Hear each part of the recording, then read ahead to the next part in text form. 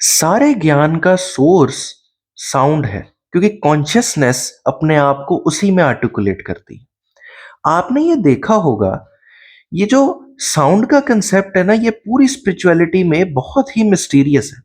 आपने देखा होगा जितने भी स्क्रिप्चर्स या शास्त्रों की भाषाएं हैं, वो बहुत ही म्यूजिकल है नेचर में।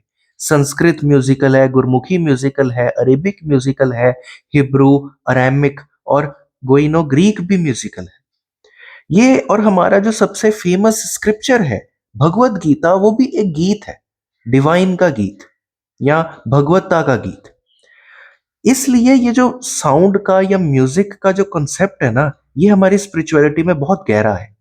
सिख धर्म में ये माना जाता है कि दुनिया जो है वो साउंड से पैदा हुई। क्रिश्चियनिटी में भी भगवान पहले कहते हैं कि लेट देयर बी लाइट, और फिर वर्ल्ड एंड एक्सेट्रा, तो उनको पहले कहना पड़ा थ्रू साउंड। इसलिए ये हर धर्म की मेटाफिजिक्स में क्रिएशन को साउंड से सोर्स करने का जो कंसेप्ट है, ये बहुत डीपली रूटेड है। और कश्मीर शैविज्म भी 4 लेवल्स बताता है स्पीच के। पहला है परा, प्योर कॉन्शियसनेस, वहां कोई स्पीच नहीं है, बिल्कुल शिव। उसके बाद है पाशयंती, जिसके अंदर जो आइडिया है वो शब्दों से पहले है, शब्दों से परे है, प्योर ऑब्जर्वेशन, कोई शब्द नहीं एग्जिस्ट कर रहे हैं वहां पे। उसके बाद है माध्यम, मेंटल लैंग्वेज, जब हम कॉन्टेम्पलेट करते हैं, सोचते हैं, वहां पर भी अभी शब्द नहीं क्रिएट हुए।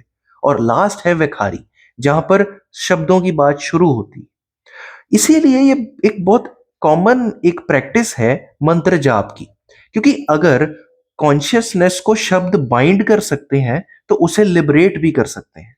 इसीलिए यहाँ पर जाप करने का जो कंसेप्ट है या पाठ करने का जो कंसेप्ट है, वो समझने से पहले आता है, क्योंकि समझने से सिर्फ नॉलेज मिलती है और शिवजी पहले ही ज्ञान को बंधन कह चुके हैं।